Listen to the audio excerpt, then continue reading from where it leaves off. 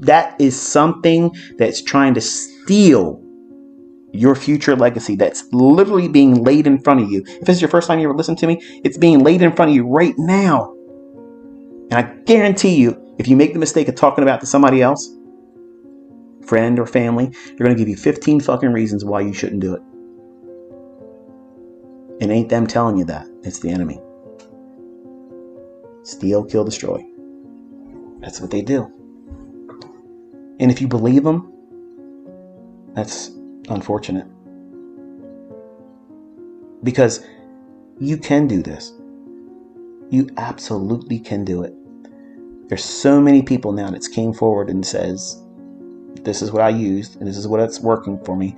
And you believe what you want to believe, but I'm making money. And here's the proof. Here's the evidence of it. I promised you 2 years ago I was going to bring the receipts, and here they are. Look how many people are out there saying, this is it. I found my way.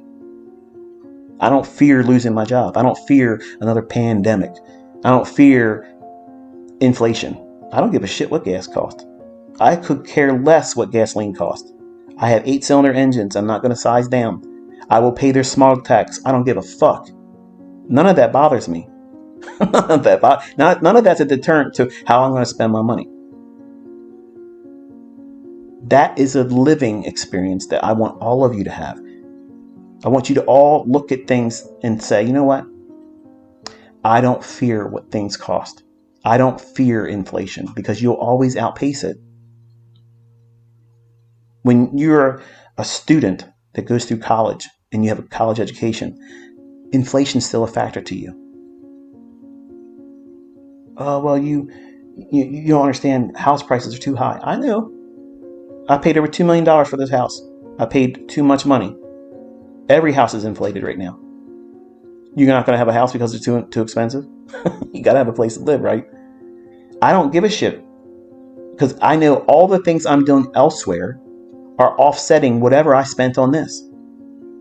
I got a free RV, basically, for $300,000. It takes me about 6 years or so, and it'll be depreciated. That's all being taken away from my taxable income. All my cars, except for one family vehicle. I always had a car that was considered the family vehicle, but I've always had company cars. Every gasoline intake that I put in those, except for my family car, is 100% write-off. When I buy food at a restaurant, it used to be you had to talk about business, but they did away with that. Now it's not like that anymore. But 50% of whatever you spend in food. Look how much food costs if you go through a restaurant. Say you go to a Ruth Chris. Okay, you have yourself a nice meal. Nice crab cake, nice steak or whatever. You can't not spend at least $200 some. Well, you're beat out of $200 plus the tip if you want to give it. Some people don't like the tip, which I think is ignorant, but it is what it is. You're beat out of that money. Whenever I spend money, half of whatever I spend is deducted from whatever my taxable income is. When I go on vacations, when I buy things like my computer,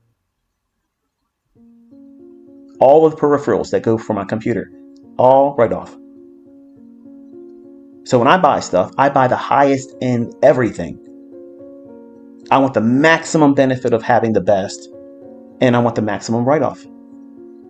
See, when you're an employee working for a company, you're looking for what you can afford, because you're getting beat for what you spend, because you're not financially literate. You've been indoctrinated. You've been told the American dream is go to work, get a good job, get an education, get a house, get tied up in a 30-year mortgage. Fuck 30-year mortgages. If you have a mortgage, you're an idiot. You're paying fucking 2 times, 3 times for a house that's already too much money, when it's just so much easier for you to rent something that you can afford, learn how to invest, take that money, maximize it, build it up, and buy something fucking cash. Oh, it's easier said than done. I understand that. Look, I hear you. But I was there the same way. I lived in apartments. I lived in areas that I would not feel comfortable walking in. I did all that stuff. Nobody walks out Well, let me rephrase. There are people walking around with a silver spoon up their ass, but it wasn't me. My middle name is Joe. Average fucking Joe. That's where I came from. Average Joe from Middle River, Maryland. That is me.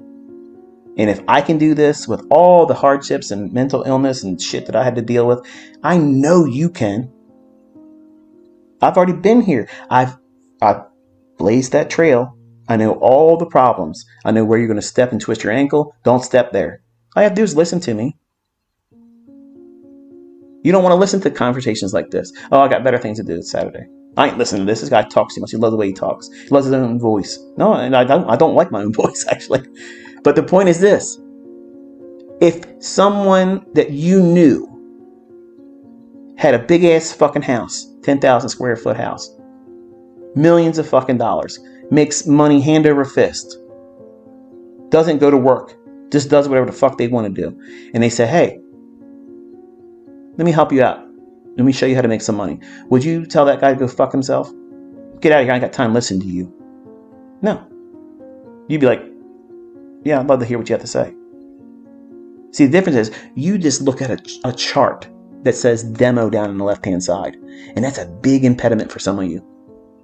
You're a victim to social media. You're a victim to indoctrination. See, I can't come out here and promise you getting rich. I can't. I won't. But for the people that are astute, they can see, they can read between the lines. Okay, he's not promising that I'm going to get rich. He's just promising that I'm going to be able to tell where this market's going to go before it does it. More times than not. Okay, so now what happens when I monetize that transaction? Oh, shit. And if I can repeat it, oh my goodness. I didn't say it. This is something you came up with. You came to that decision to start putting money behind it. And the question really is who wouldn't? If you get really good at something, if you knew the winning lottery numbers 3 days out of a week, wouldn't you fucking play the lottery? Wouldn't you deliver pizza to get some extra money to buy more tickets? You would start doing all kinds of shit, right? And that's why I entice all of you to simply go in and study what I've shared. If it's there, you'll see it. And then you'll start doing the math and say, oh, well, if I do this and this, and then all of a sudden, the trader bug has bit you. You're infected for life. And then once you see it working, you can't unsee it.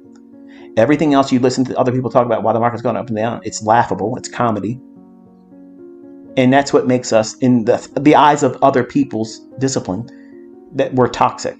No, it is what it is. It's the same thing when you go to a football game. The other team, the what do you call it? The fans of the other team, they're in the stands with you. And they're talking shit just like, you're going to talk to them. Steelers versus the Ravens. I couldn't tell you anything about football. Okay, that's probably the extent of it. But I know that rivalry, the fans go at each other.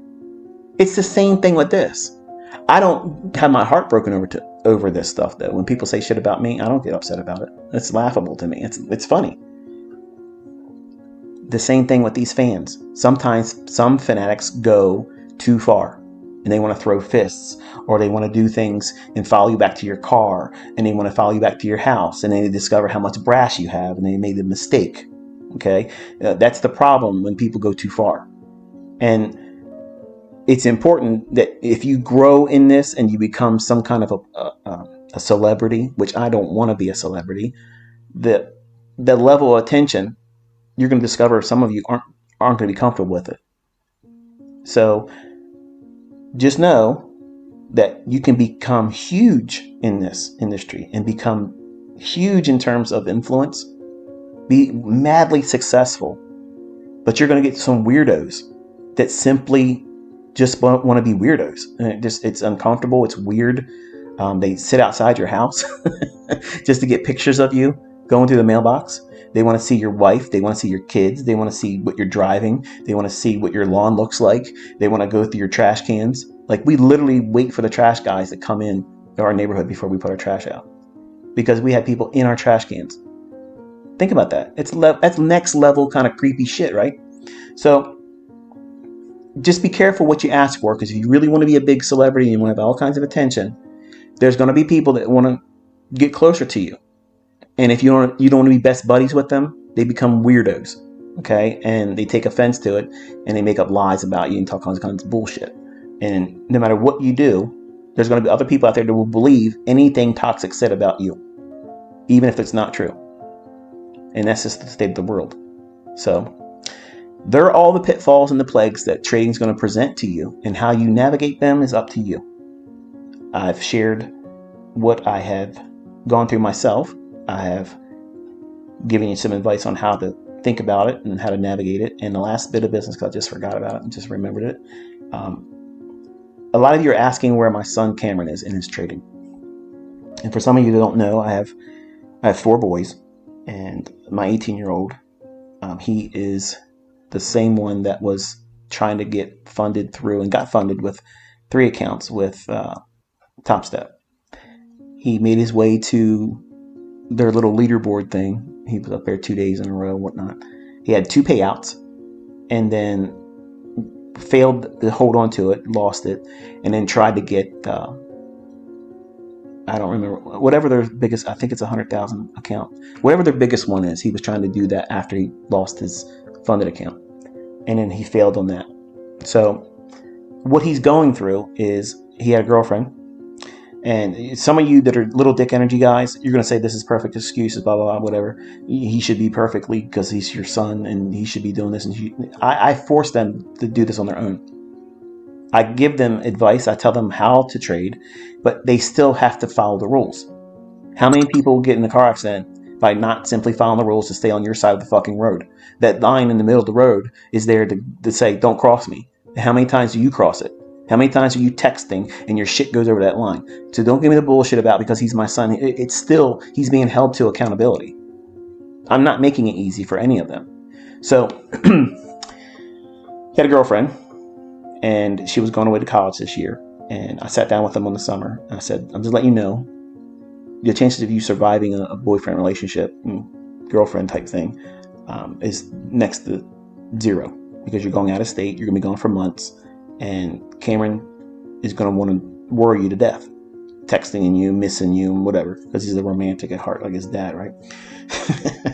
So, long story short, the inevitable happened. She said, I can't stay with you in a boyfriend relationship, so we can be friends.